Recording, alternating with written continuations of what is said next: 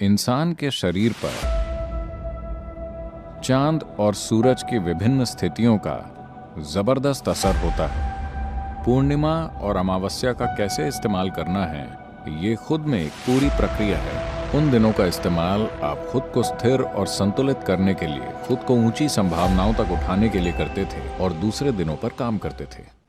तो सूरज और चांद का असर, गुरुत्व का असर तो नजर आता है, लेकिन कंपन का असर ज्यादातर लोगों को महसूस नहीं होता। लेकिन पूर्वी सभ्यताओं ने इसे एक जबरदस्त संभावना की तरह देखा और पूर्णिमा और अमावस्या का कैसे इस्तेमाल करना है, ये खुद में एक पूरी प्रक्रिया है। शायद आपको पता हो कि अंग्रेजों के भारत आने से पहले पूर्णिमा या पूरे चांद का मतलब था 3 दिन की छुट्टी। अमावस्या का मतलब था 2 दिन की छुट्टी। तो महीने में कुल 5 दिन की छुट्टियां होती थीं। कोई संडे मंडे और ऐसी चीजें नहीं थी, सिर्फ चांद को देखकर। क्योंकि ये कोई गणित की गणना नहीं है, ये जीवन से संबंधित चीज है जो हो रही है। जो भी चांद के या सूरज के साथ होता है, जो भी पृथ्वी के साथ होता है, वो हमारे साथ भी होता है। और उससे तालमेल बनाने के लिए आपको उन दिनों पर काम नहीं करना चाहिए। उन दिनों का इस्तेमाल आप खुद को स्थिर और संतुलित करने के लिए, खुद को ऊंची संभावनाओं तक उठाने के लिए करते थे और दूसरे दिनों पर काम करते थे। तो ये 2 दिन या इनके बीच भी चांद की अलग अलग कलाओं में अलग अलग तरह का असर होता है। आमतौर पर पानी में लहरें उठने या ज्वार पर ध्यान दिया जाता है। मान लीजिए कल ज्वार 9:30 बजे था। कल वो 9:30 बजे शुरू हुआ था। आज वो 10:20 पर शुरू होगा, क्योंकि चांद और पृथ्वी के काम करने में 50 मिनट का अंतर रहता है।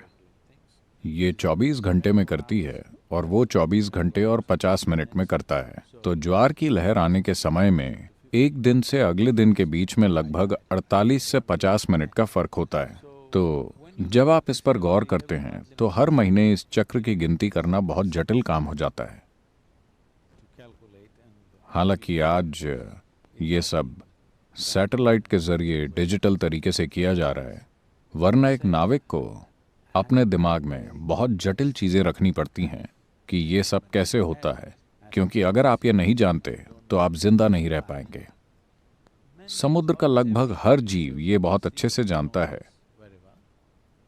दूर उड़कर जाने वाले पक्षियों को भी ये अच्छे से पता होता है। और कुछ अनूठी जानकारियां हैं उन पक्षियों के बारे में जो किसी खास मौसम में कहीं जाते और लौट कर आते हैं, कि आखिर वो इस पूरी यात्रा प्रक्रिया को कैसे करते हैं। चांद के गुरुत्वाकर्षण बल का असर उड़ने वाली चीजों पर भी पड़ता है, खासकर जब आप अपने पंख हिलाकर अपनी ताकत से उड़ रहे हों। गुरुत्वाकर्षण और कंपन में होने वाले जरा से बदलाव भी उनको प्रभावित करते हैं। वो इसे कैसे संभालते हैं, कैसे वो इससे गुजरते हैं, ये बहुत दिलचस्प बात है। न सिर्फ पक्षी बल्कि कीड़े भी, क्योंकि दक्षिण भारत की ड्रैगन फ्लाई हर साल पूर्वी अफ्रीका की यात्रा करती है और लौट आती है। ये आपको कैसा लगा? सफारी? इतनी सी ड्रैगन फ्लाई, वो हर साल इतनी दूर पूर्वी अफ्रीका उड़कर जाती है, वहां प्रजनन करती है और वहां अपनी तादाद 3 से 4 गुना बढ़ाकर भारत वापस लौट आती है। और उन्हें रास्ता मालूम है, वो कभी रास्ता नहीं भटकती। वो हर बार इतनी दूर जाती हैं और लौट आती हैं। लेकिन अब बड़े बड़े जहाज़ों और एयरप्लेन का आना जाना उनको परेशान कर रहा है और उनमें से कई अपना रास्ता भटक रही हैं क्योंकि कंपन बदल गए हैं। एक बड़ा जेट प्लेन गुजरता है और यह उनकी दिशा ज्ञान की क्षमता को पूरी तरह से अस्त व्यस्त और उलझा देता है। मेरे ख्याल से ये हर जीव के साथ हो रहा है, इंसानों के साथ भी, कि हम जो स्वाभाविक रूप से कर पाते थे वो क्षमता खत्म होती जा रही है, क्योंकि बहुत सारी मशीनें हैं और हमारे आसपास बहुत ज्यादा कंपन हो रहे हैं, तो संवेदनशीलता कम होती चली जाएगी। इंसान के मन और शरीर पर ग्रहों के असर को देखें तो इन खगोलीय पिंडों का सबसे ज्यादा असर पानी पर और उतना ही असर इंसान पर भी पड़ता है, दूसरे जीवों पर नहीं, क्योंकि हमारी रीढ़ खड़ी हुई है। अगर हम ऐसे होते तो वो हमें उस हद तक प्रभावित नहीं करते, क्योंकि हम ऐसे हैं, हम खड़ी हुई बोतलें हैं। उसकी वजह से खिंचाव ज्यादा लगता है और पानी का उठना हमको काफी ज्यादा प्रभावित करता है। हम जानते हैं कि ये कुछ लोगों को परेशान करता है। पूर्णिमा को कुछ लोगों को सरदर्द होता है, कुछ लोगों को दिमागी परेशानी होती है, और ये सब होता है चांद से या चांद की स्थिति से या चांद के गुरुत्वीय असर से। मानसिक असंतुलन या सिर दर्द या कोई दूसरी समस्या नहीं होती। ये सिर्फ बढ़ा देता है। ये उस दिन आपको सिर्फ ऊंचा उठाता है, क्योंकि दिमाग पर दबाव ज्यादा हो जाता है, दिमाग में तरल प्रवाह बढ़ जाता है। अगर आप प्रेममय हैं तो आप काफी ज्यादा प्रेममय बन जाएंगे। अगर आप आनंदमय हैं तो आप ज्यादा आनंदमय बन जाएंगे। अगर आप दुखी हैं तो आप ज्यादा दुखी हो जाएंगे। अगर आप ध्यान लगाते हैं तो आप ज्यादा ध्यानमय हो जाएंगे। अगर आप पागल हैं तो आप ज्यादा पागल हो जाएंगे। चांद कोई खास गुण लाने की कोशिश नहीं कर रहा, बस पानी ऊपर उठ रहा है। उसकी वजह से आपका अभी जो भी गुण है वो बढ़ जाता है। तो इंसान के शरीर पर चांद और सूरज की विभिन्न स्थितियों का जबरदस्त असर होता है। अगर हम इसके पूरे विस्तार में जाएं, तो ये खुद में एक प्रक्रिया है। जैसा मैंने कहा, आमतौर पर लोग पानी पर पड़ने वाले सिर्फ गुरुत्वीय असर को देखते हैं, न कि कंपन के असर को। लेकिन आज ऐसे बहुत से शोध उपलब्ध हैं जो आपको बताते हैं कि अलग अलग तरह के कंपन या अलग अलग किस्म की ध्वनियों के प्रति पानी अलग अलग तरीकों से प्रतिक्रिया देता है। पता नहीं हमारे पास वो वीडियो है या नहीं है। हमारे पास क्या उसे चला सकते हैं?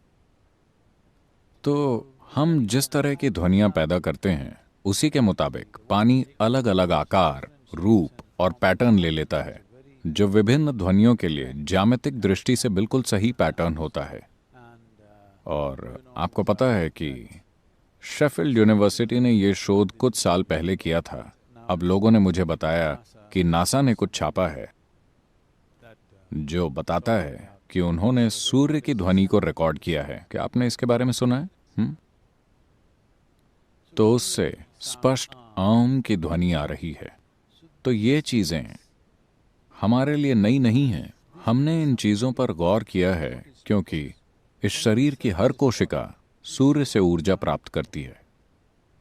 आप इसे कई नाम दे सकते हैं, लेकिन वास्तव में चाहे आप कोयला जलाएं या आप डीजल या पेट्रोल जलाएं या न्यूक्लियर ऊर्जा, आप चाहे जो भी करें, असल में ये सब सौर ऊर्जा ही है जो परिवर्तित होकर विभिन्न तरीकों से जमा हो गई है ना? अगर सूरज ना होता तो यकीनन कोई हाइड्रोकार्बन भी नहीं होते। कोई सवाल ही नहीं उठता है। तो हर चीज जो प्रकृति में हो रही है, जीवन के विभिन्न रूप जो भी आकार और रूप ले रहे हैं, वो काफी हद तक इससे संबंधित हैं कि पानी का कंपन कैसा है। आपके अंदर भी, आपके भीतर पानी किस तरह से कंपन कर रहा है, आपका रूप उसी किस्म का होता है। आप जो भी शारीरिक रूप और मानसिक रूप लेते हैं, वो काफी हद तक इसी पर निर्भर करता है। और आपका बहुत बहुत शुक्रिया।